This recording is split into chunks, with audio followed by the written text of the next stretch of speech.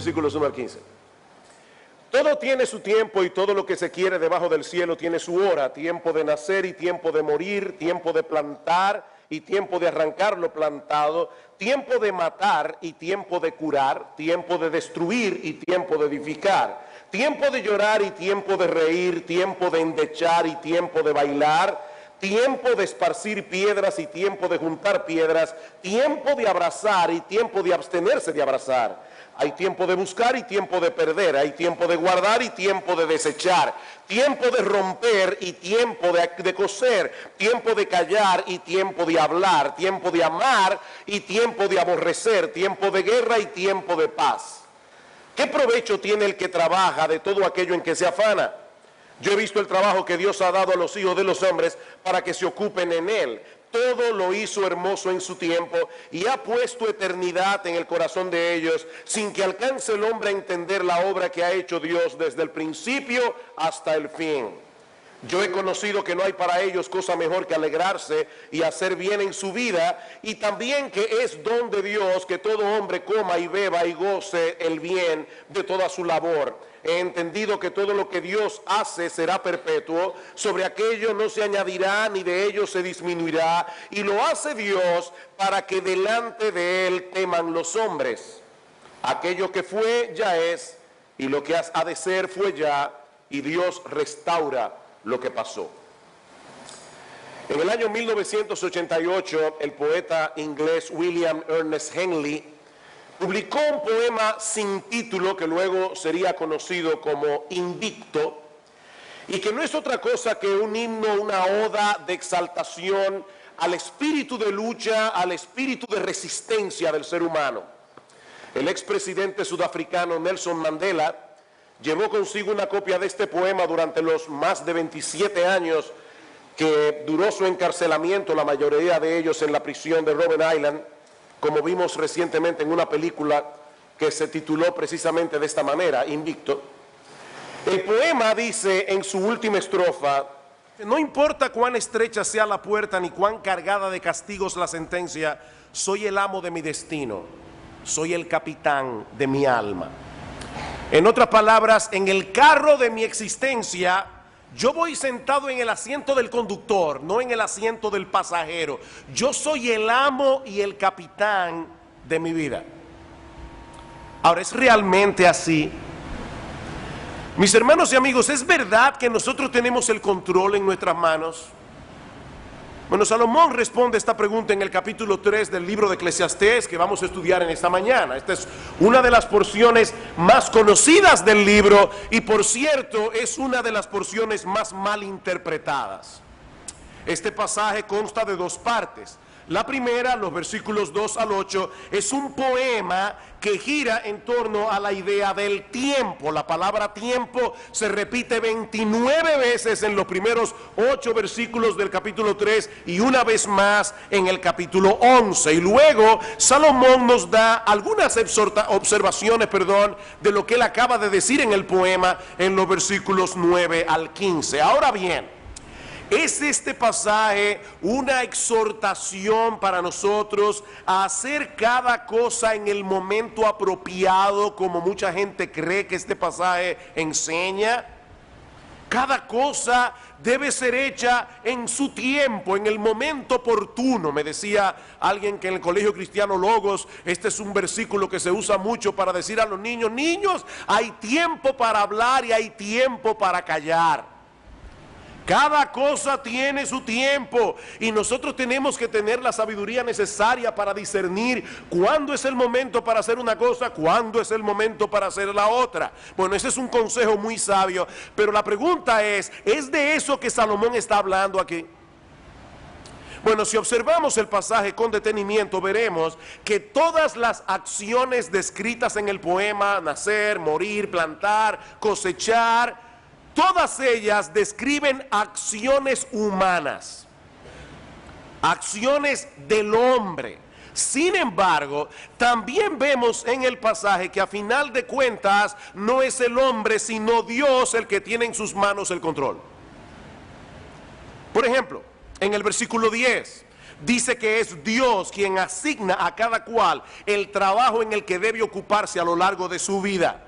En el versículo 11 dice que Dios lo hizo todo hermoso en su tiempo y que por más que el hombre se afane, no podrá entender del todo qué es lo que él ha venido haciendo desde el principio. En el versículo 13 dice que el hecho de que un hombre pueda disfrutar del fruto de su labor, eso es un regalo de Dios, no simplemente el resultado de su propia diligencia o de su propia capacidad. En el versículo 14 dice que todo lo que Dios hace es perpetuo y que Él obra de cierta manera para hacer que los hombres teman delante de Él. Y finalmente en el versículo 15 dice que Dios restaura lo que pasó, o como dice la versión de las Américas, Dios busca lo que ha pasado.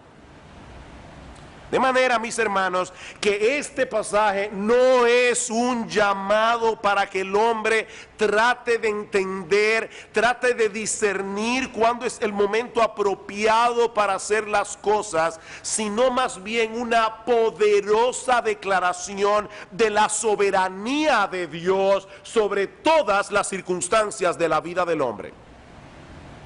No, nosotros no somos el amo de nuestro destino.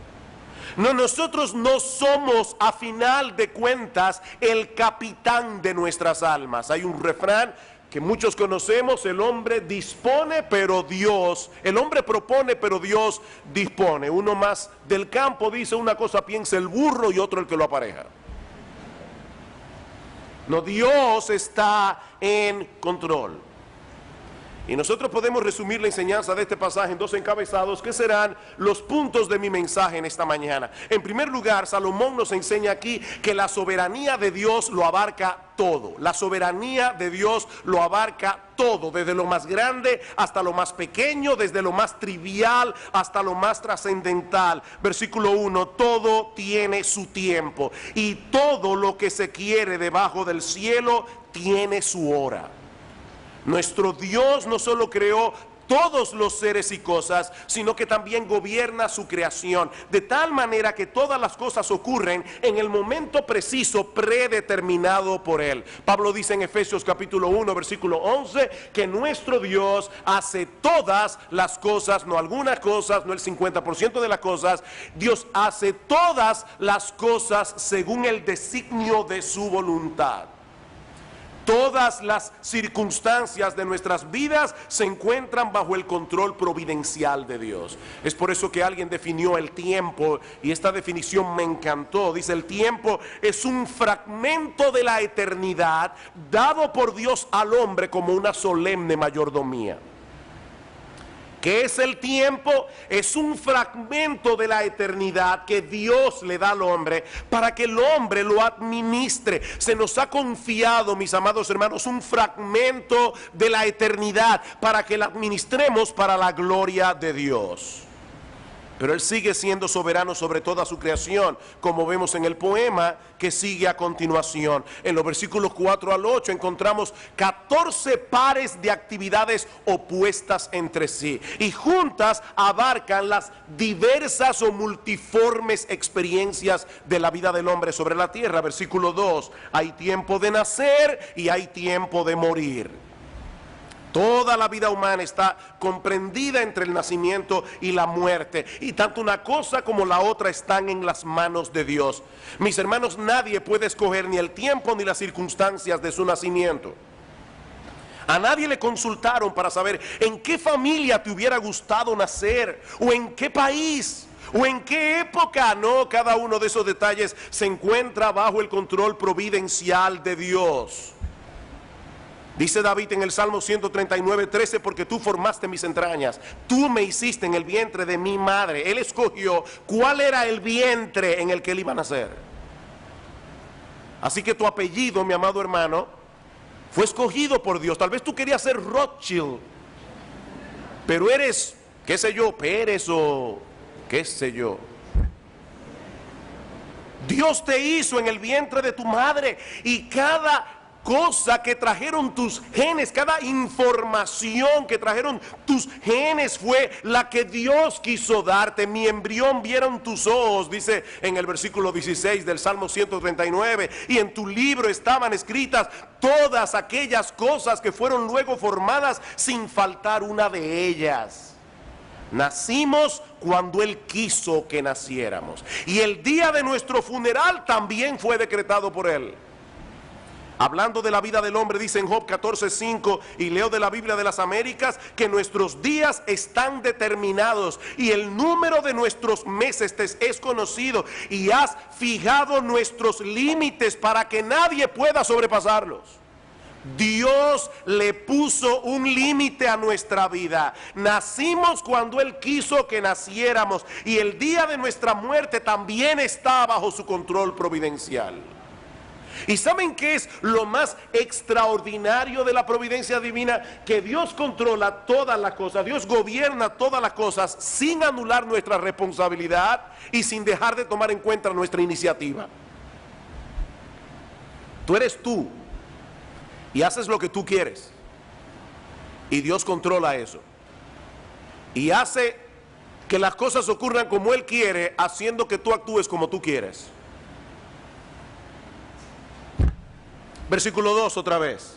Hay tiempo de nacer y tiempo de morir, tiempo de plantar y tiempo de arrancar lo plantado. Hermanos, ¿quién es el que planta y quién es el que recoge la cosecha? El hombre, por supuesto, pero es Dios que le da la capacidad para hacerlo, y es Dios el que determina si tu trabajo será fructífero o no. Aparte de que la siembra y la cosecha deben adaptarse a los ciclos de la naturaleza establecidos por Dios. De lo contrario, no tendremos fruto al final. Y Salmos capítulo 65.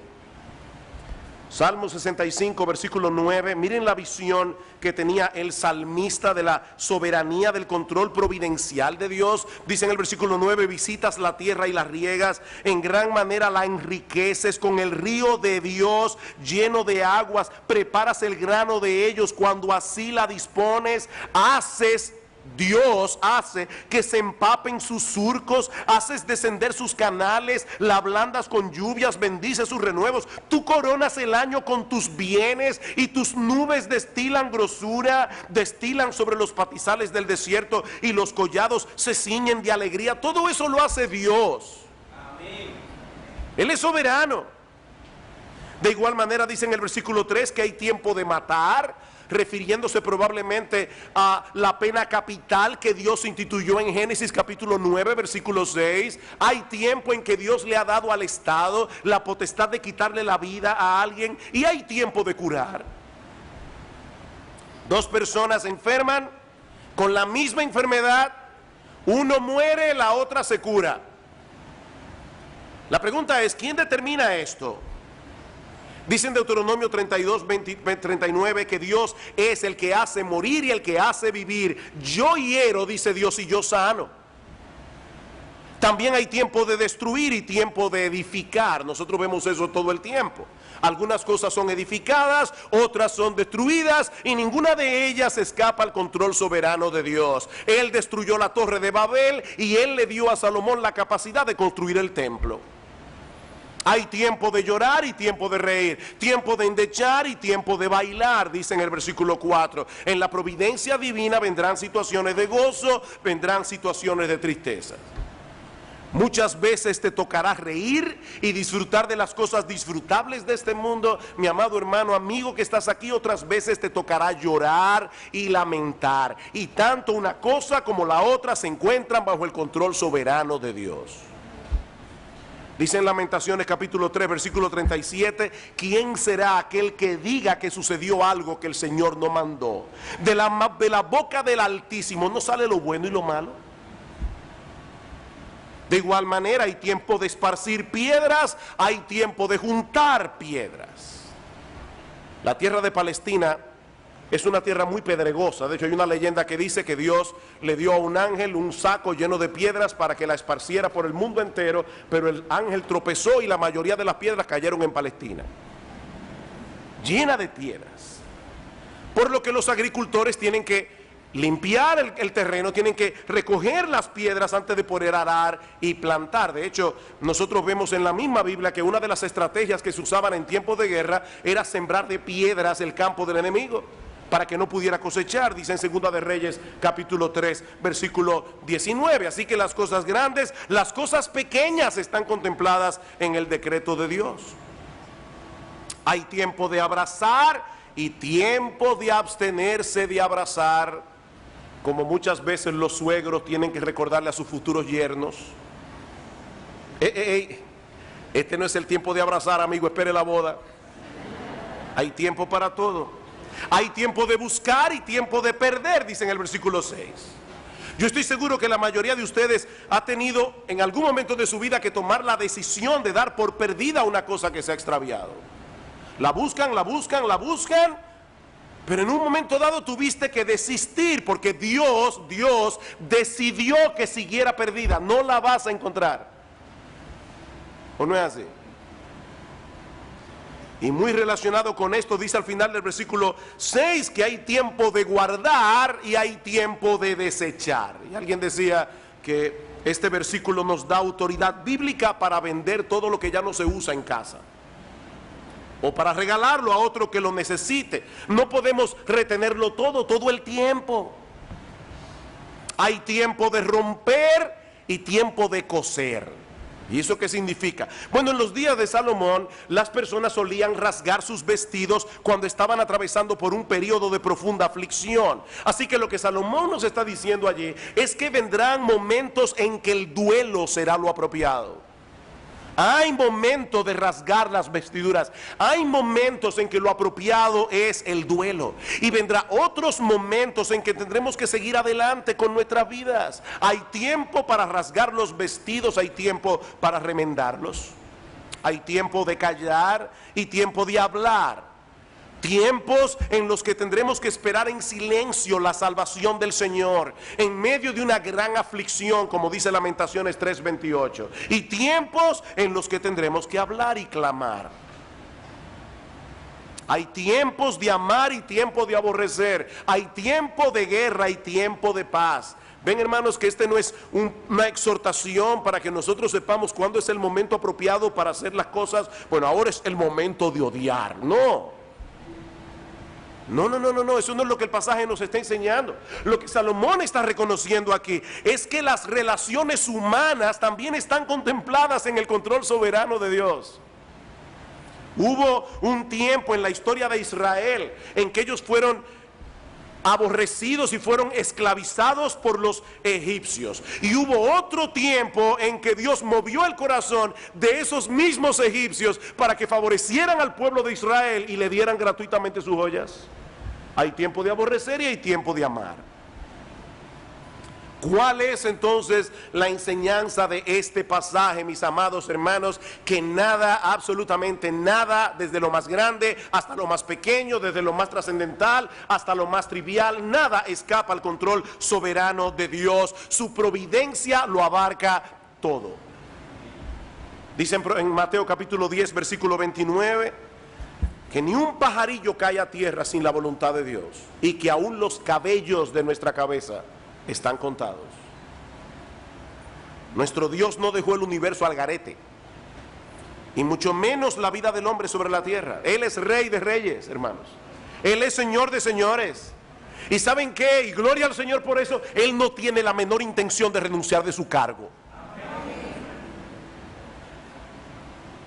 Él seguirá siendo, por los siglos de los siglos, el amo de nuestro destino y el capitán de nuestras almas. A veces uno no lo ve y no parece, pero Él está ahí. Hace unos años el Señor nos concedió a mi esposa y a mí poder hacer un viaje en barco. Y saben que yo nunca vi al capitán, pero yo sabía que Él estaba ahí, porque el barco iba donde tenía que ir. Bueno, a veces nosotros no vemos a Dios, pero el capitán está ahí, hermanos. El capitán está ahí. Tal vez nunca lo veas, pero Él está ahí. Puedes estar seguro de eso. Ahora, la pregunta que debemos hacernos ahora es: ¿cómo se supone que nosotros debemos reaccionar ante esa realidad? Porque hay personas que pueden llegar a la conclusión que definitivamente Dios está en control, por lo tanto, la vida no vale la pena. No importa lo que yo haga. Dios es un tirano que está en el cielo y yo no puedo contra él. ¿Cuántos de ustedes han escuchado o han leído la novela de Moby Dick? Moby Dick es una ballena blanca enorme. El capitán Ahab quiere matarla porque en un momento dado Moby Dick le quitó de una mordida la pierna a Ahab, y toda la novela de Herman Melville es el afán de este hombre de matar la ballena blanca.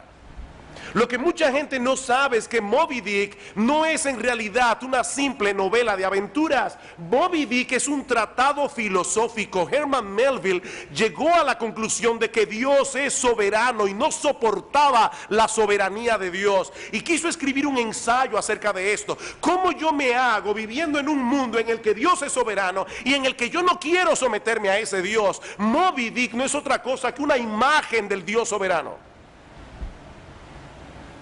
Cuando Melville terminó esa novela, le escribió una carta a su amigo Nathaniel Hawthorne, el autor de La Letra Escarlata, y le dijo: acabo de escribir una novela perversa.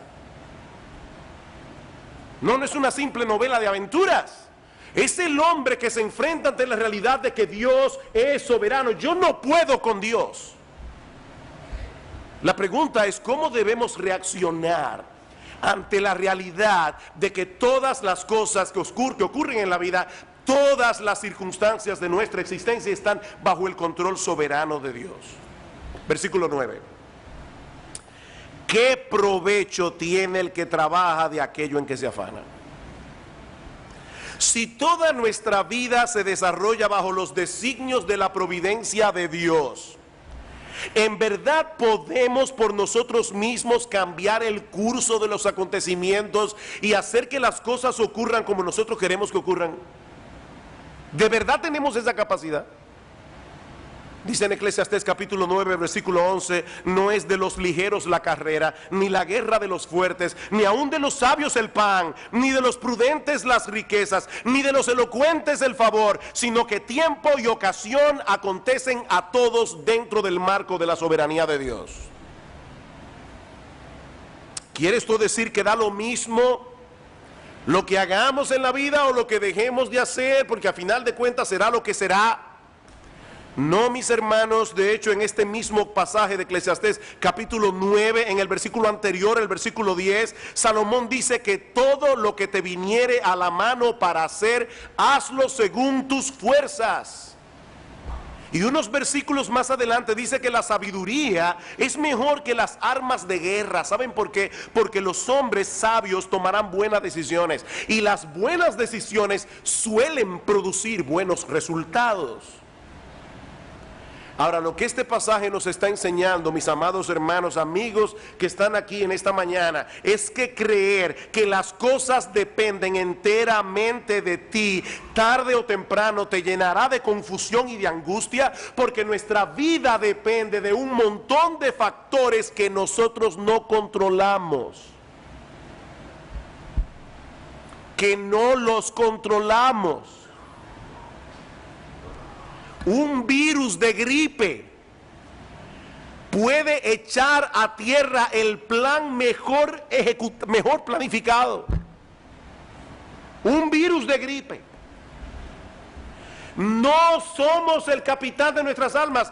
El destino de nuestra vida no está en nuestras manos. Mis hermanos, el punto al que Salomón nos quiere llevar aquí no es al fatalismo. Bueno, será lo que será, no. Lo que Salomón quiere es que nosotros reconozcamos humildemente que nuestro Dios tiene un plan, que nosotros debemos someternos con mansedumbre al plan de Dios, en la misma medida en que nos ocupamos con responsabilidad, con diligencia de las cosas que Él ha puesto a nuestro cuidado. Capítulo 3, versículo 10. Yo he visto el trabajo que Dios ha dado a los hijos de los hombres para que se ocupen en él. Dios nos ha dado una tarea que hacer, hermanos. Eso es parte de su plan. Todos nosotros tenemos una labor y debemos hacerla con diligencia, pero sigue siendo su plan. Y ese plan es hermoso, es perfecto, es apropiado. Versículo 11, todo lo hizo hermoso en su tiempo y ha puesto eternidad en el corazón de ellos, sin que alcance el hombre a entender la obra que ha hecho Dios desde el principio hasta el fin. Mis hermanos, el plan de Dios es perfecto. Él todo lo hizo hermoso en su tiempo.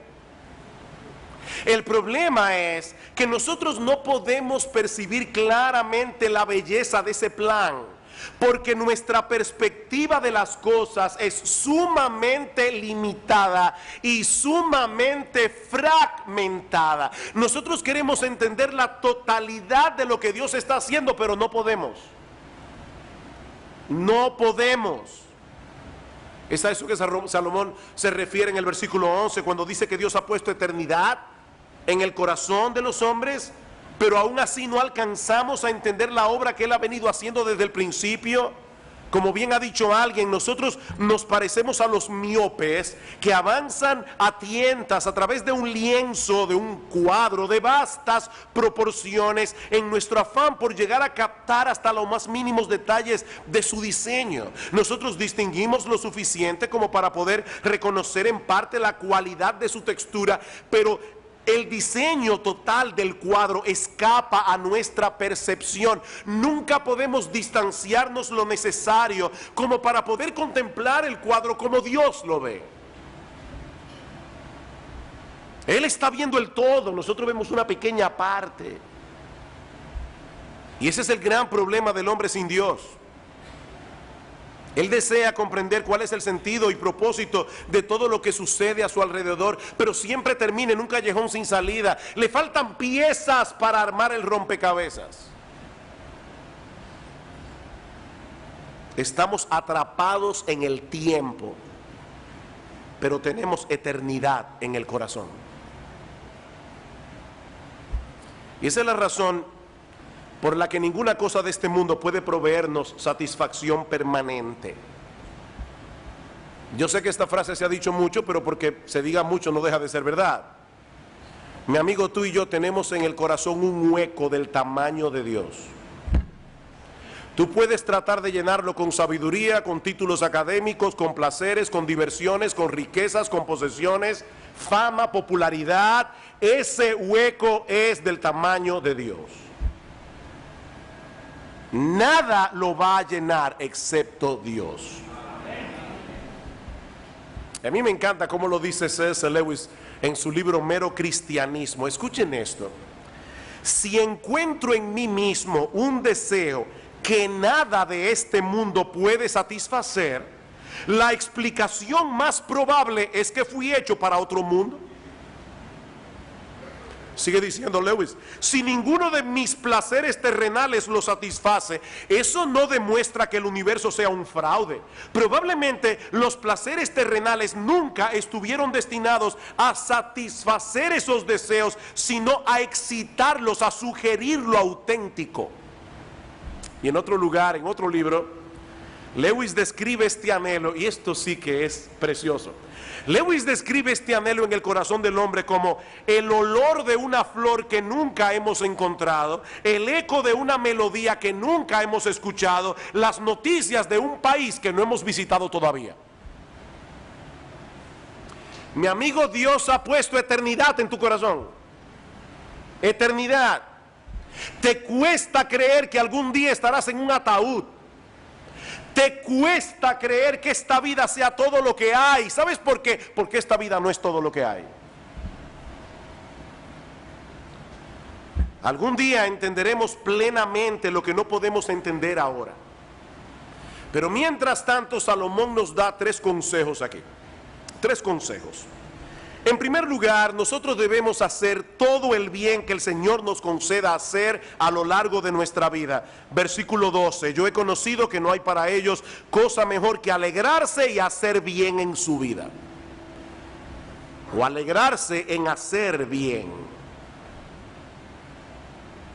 Mis hermanos queridos, todo evangélico sabe que la Biblia enseña que la salvación no es por obras, la salvación es únicamente por medio de la fe. Pero ¿saben qué? La Biblia también enseña claramente que nosotros fuimos salvados por Dios para buenas obras que Dios ha preparado de antemano para que anduviésemos en ellas. Y en Tito capítulo 2 versículo 14 dice que Cristo se dio a sí mismo para redimir de toda iniquidad un pueblo y purificarlo, un pueblo propio celoso de buenas obras. Descansar en la soberanía de Dios no debe llevarnos a la pasividad.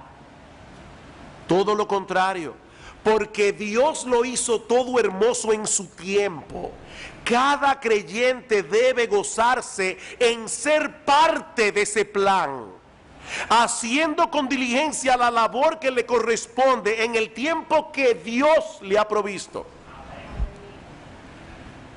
Mi hermano, piensa en esto por un momento. Dios todo lo hizo hermoso en su tiempo. Él quiso que tú nacieras en esta época.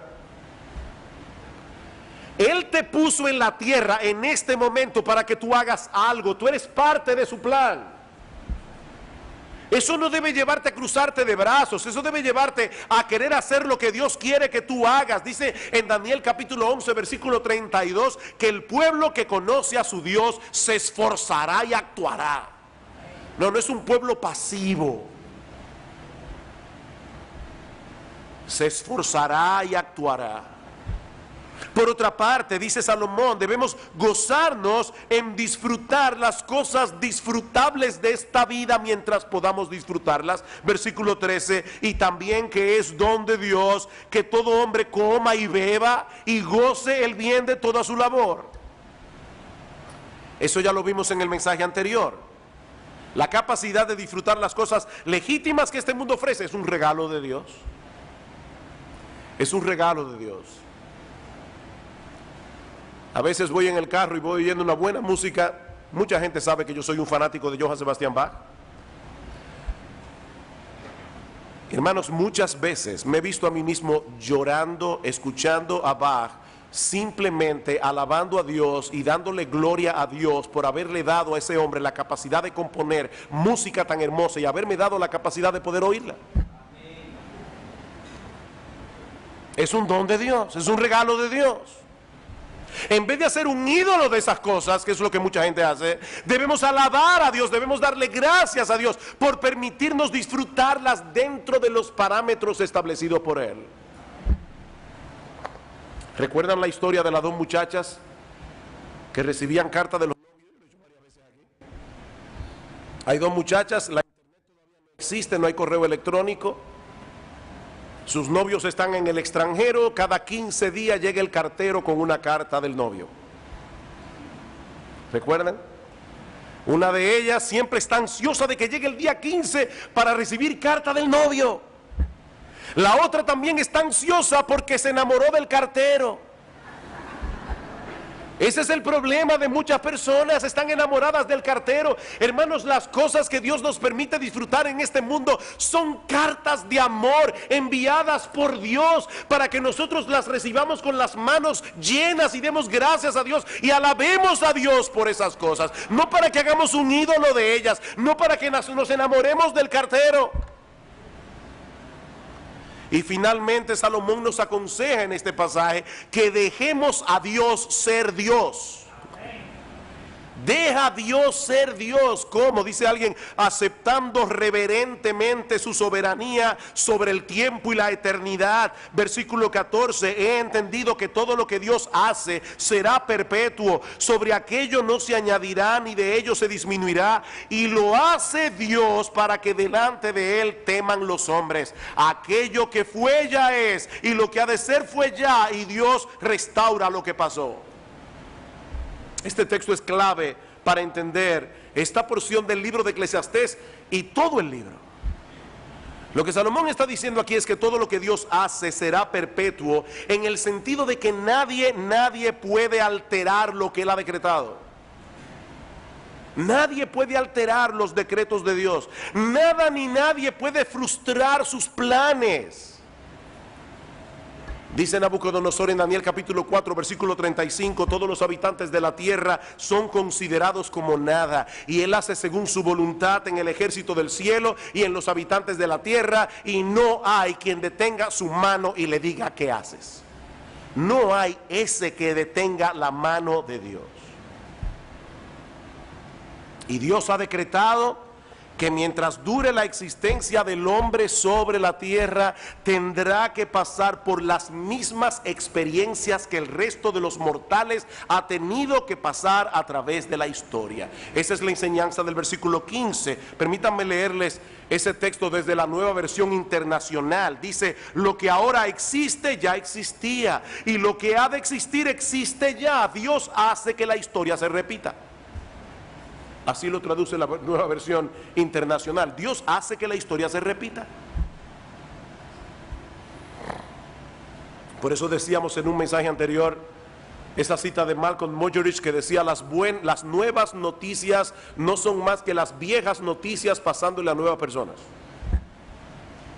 ¿O no es así? Debemos entonces cruzarnos de brazos y sentarnos a esperar que las cosas sucedan. Por supuesto que no. Pero sí debe llevarnos esta enseñanza a someternos con mansedumbre al control soberano de Dios.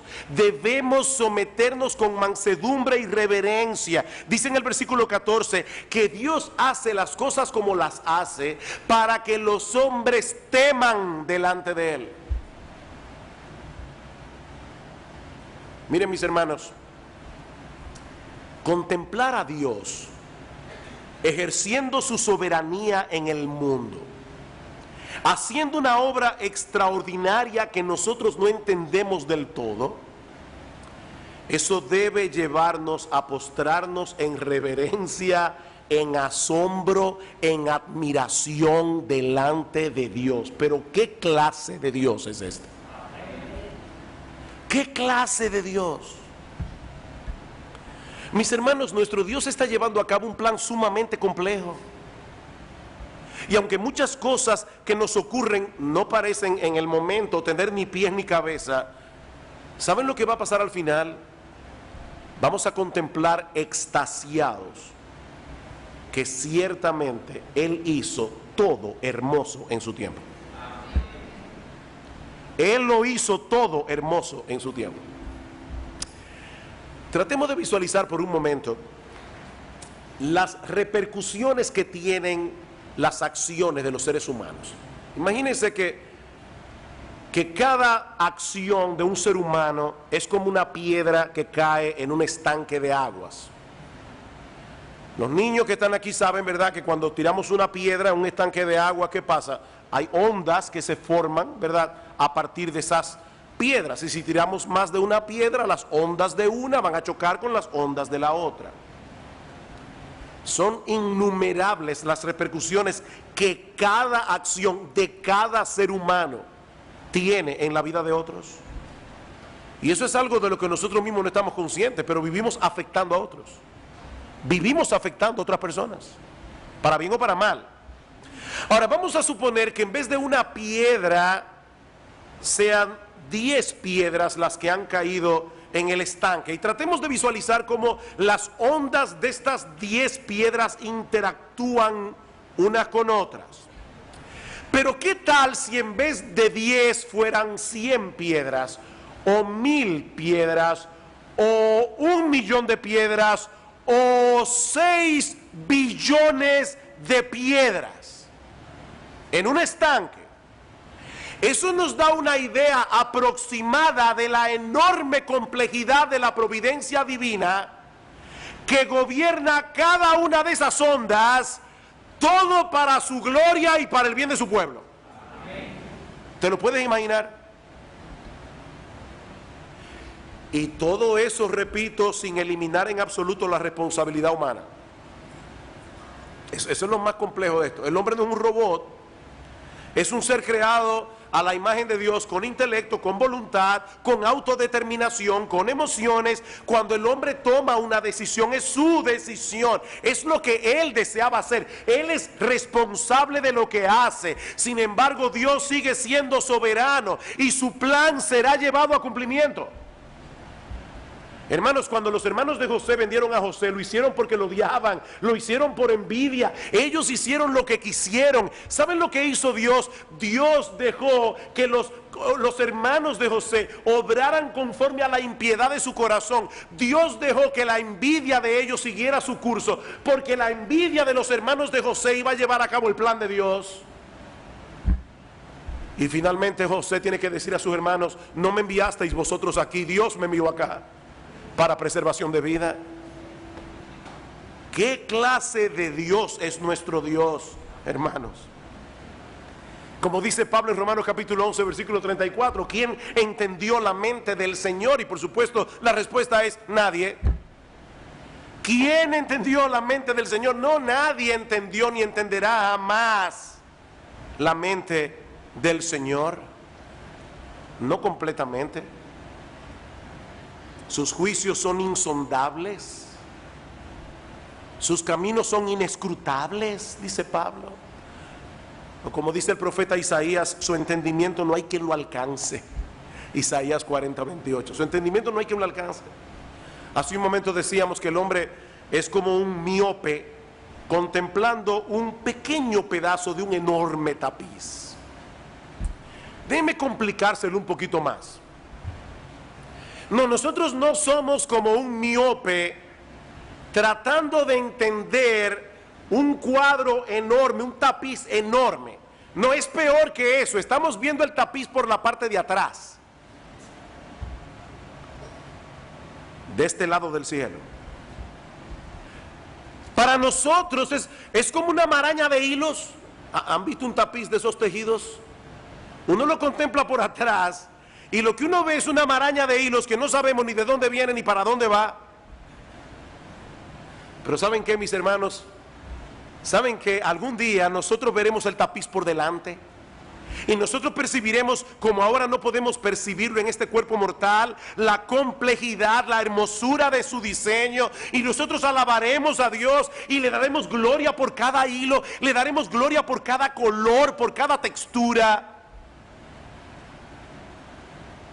Ahora, ¿saben qué, mis amados hermanos? No tenemos que esperar hasta llegar al cielo para comenzar a alabar a Dios y descansar en Él. El creyente anda por fe, no por vista.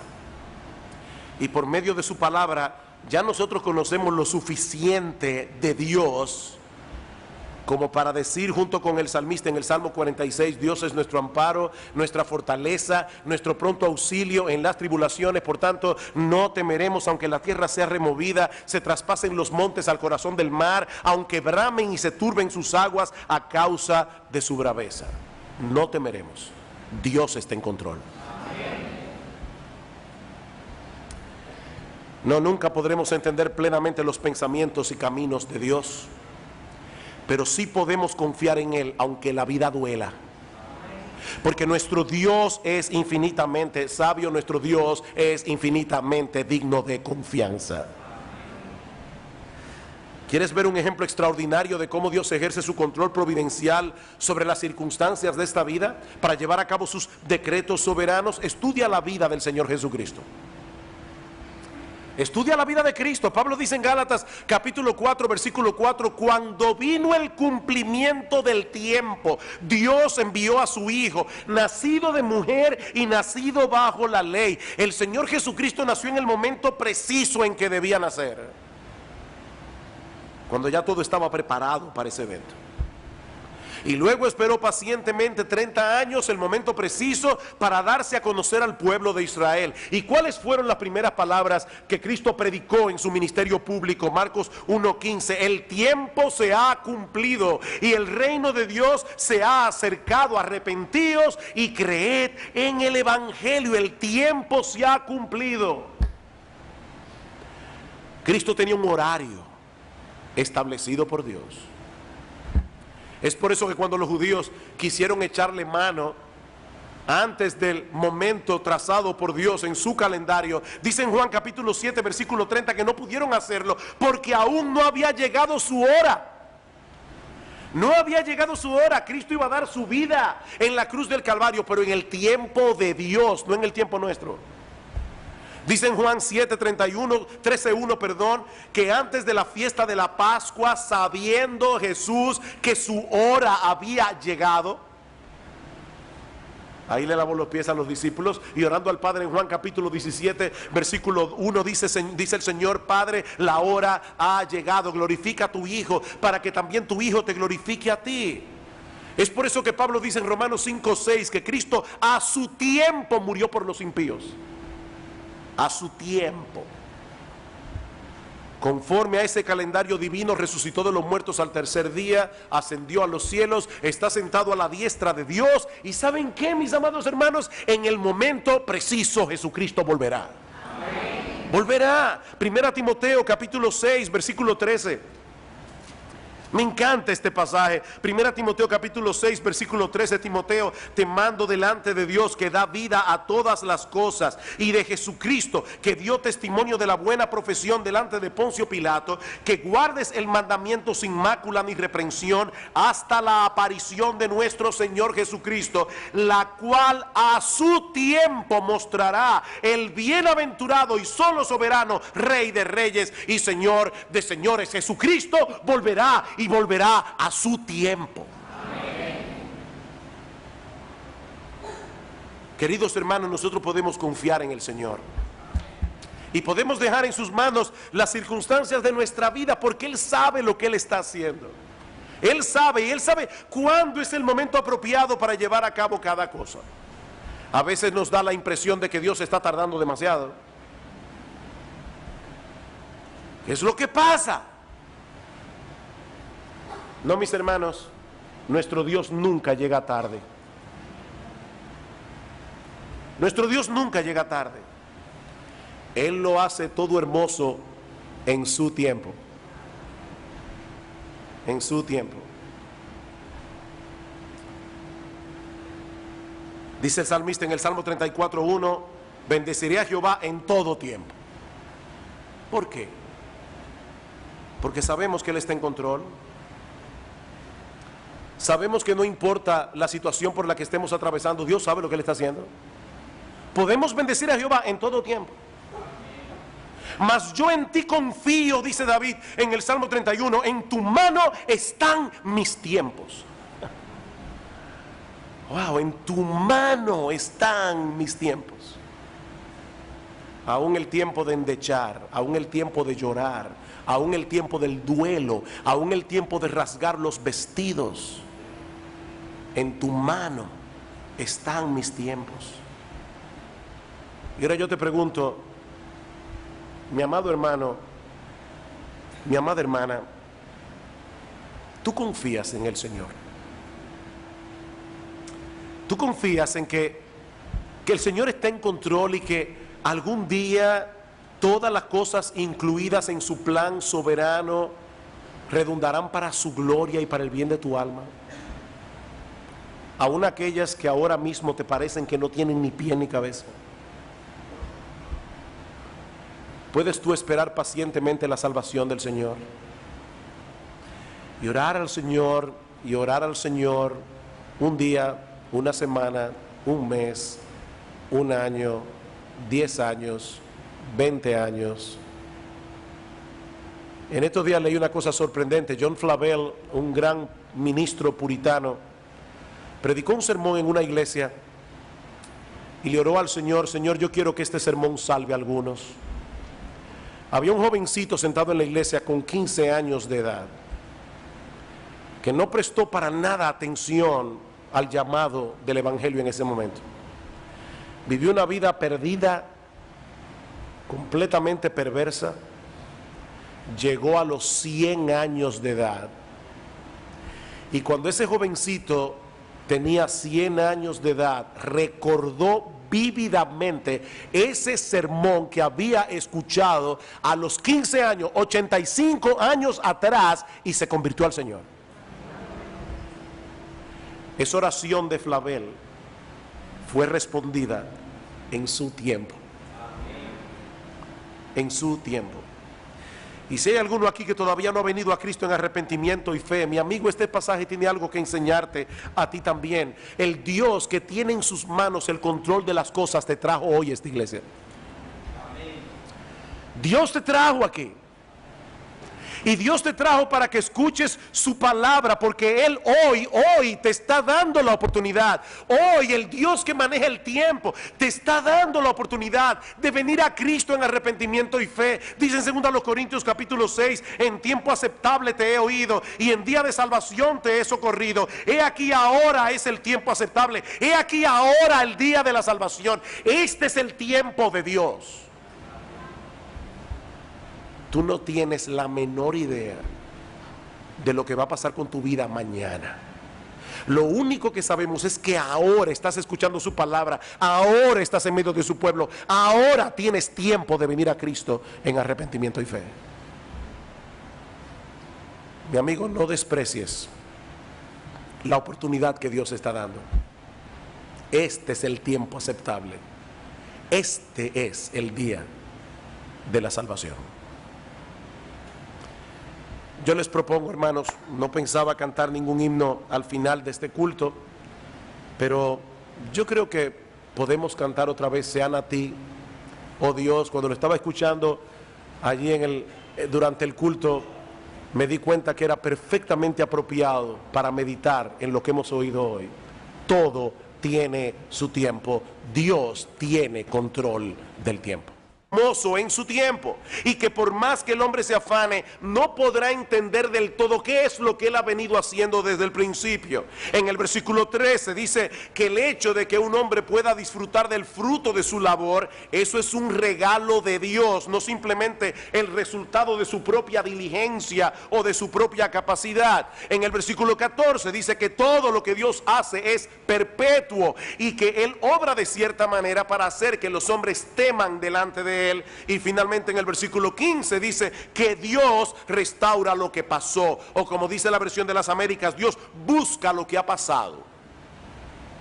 De manera, mis hermanos, que este pasaje no es un llamado para que el hombre trate de entender, trate de discernir cuándo es el momento apropiado para hacer las cosas, sino más bien una poderosa declaración de la soberanía de Dios sobre todas las circunstancias de la vida del hombre.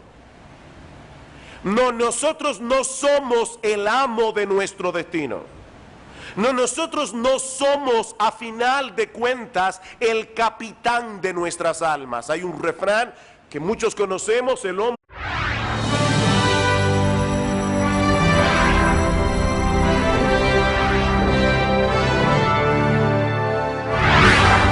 Eclesiastés capítulo 3, versículos 1 al 15. Todo tiene su tiempo y todo lo que se quiere debajo del cielo tiene su hora, tiempo de nacer y tiempo de morir, tiempo de plantar y tiempo de arrancar lo plantado, tiempo de matar y tiempo de curar, tiempo de destruir y tiempo de edificar, tiempo de llorar y tiempo de reír, tiempo de endechar y tiempo de bailar, tiempo de esparcir piedras y tiempo de juntar piedras, tiempo de abrazar y tiempo de abstenerse de abrazar. Hay tiempo de buscar y tiempo de perder, hay tiempo de guardar y tiempo de desechar, tiempo de romper y tiempo de coser, tiempo de callar y tiempo de hablar, tiempo de amar y tiempo de aborrecer, tiempo de guerra y tiempo de paz. ¿Qué provecho tiene el que trabaja de todo aquello en que se afana? Yo he visto el trabajo que Dios ha dado a los hijos de los hombres para que se ocupen en él. Todo lo hizo hermoso en su tiempo y ha puesto eternidad en el corazón de ellos, sin que alcance el hombre a entender la obra que ha hecho Dios desde el principio hasta el fin. Yo he conocido que no hay para ellos cosa mejor que alegrarse y hacer bien en su vida, y también que es don de Dios que todo hombre coma y beba y goce el bien de toda su labor. He entendido que todo lo que Dios hace será perpetuo, sobre aquello no se añadirá ni de ello se disminuirá, y lo hace Dios para que delante de Él teman los hombres. Aquello que fue ya es, y lo que ha de ser fue ya, y Dios restaura lo que pasó. En el año 1988, el poeta inglés William Ernest Henley publicó un poema sin título que luego sería conocido como Invicto, y que no es otra cosa que un himno, una oda de exaltación al espíritu de lucha, al espíritu de resistencia del ser humano. El expresidente sudafricano Nelson Mandela llevó consigo una copia de este poema durante los más de 27 años que duró su encarcelamiento, la mayoría de ellos en la prisión de Robben Island, como vimos recientemente en una película que se tituló precisamente de esta manera, Invicto. El poema dice en su última estrofa: no importa cuán estrecha sea la puerta ni cuán cargada de castigos la sentencia, soy el amo. ¿Cree que este pasaje enseña? Cada cosa debe ser hecha en su tiempo, en el momento oportuno. Me decía alguien que en el colegio cristiano Logos, este es un versículo que se usa mucho para decir a los niños: niños, hay tiempo para hablar y hay tiempo para callar. Cada cosa tiene su tiempo y nosotros tenemos que tener la sabiduría necesaria para discernir cuándo es el momento para hacer una cosa, cuándo es el momento para hacer la otra. Bueno, ese es un consejo muy sabio, pero la pregunta ¿es de eso que Salomón está hablando aquí? Bueno, si observamos el pasaje con detenimiento, veremos que todas las acciones descritas en el poema, nacer, morir, plantar, cosechar, todas ellas describen acciones humanas, acciones del hombre. Sin embargo, también vemos en el pasaje que a final de cuentas no es el hombre sino Dios el que tiene en sus manos el control. Por ejemplo, en el versículo 10 dice que es Dios quien asigna a cada cual el trabajo en el que debe ocuparse a lo largo de su vida. En el versículo 11 dice que Dios lo hizo todo de mi destino. Soy el capitán de mi alma. En otras palabras, en el carro de mi existencia, yo voy sentado en el asiento del conductor, no en el asiento del pasajero. Yo soy el amo y el capitán de mi vida. Ahora, ¿es realmente así? Mis hermanos y amigos, ¿es verdad que nosotros tenemos el control en nuestras manos? Bueno, Salomón responde esta pregunta en el capítulo 3 del libro de Eclesiastés, que vamos a estudiar en esta mañana. Esta es una de las porciones más conocidas del libro y, por cierto, es una de las porciones más mal interpretadas. Este pasaje consta de dos partes. La primera, los versículos 2 al 8, es un poema que gira en torno a la idea del tiempo. La palabra tiempo se repite 29 veces en los primeros 8 versículos del capítulo 3 y una vez más en el capítulo 11. Y luego Salomón nos da algunas observaciones de lo que él acaba de decir en el poema en los versículos 9 al 15. Ahora bien, ¿es este pasaje una exhortación para nosotros a hacer cada cosa en el momento apropiado, como mucha gente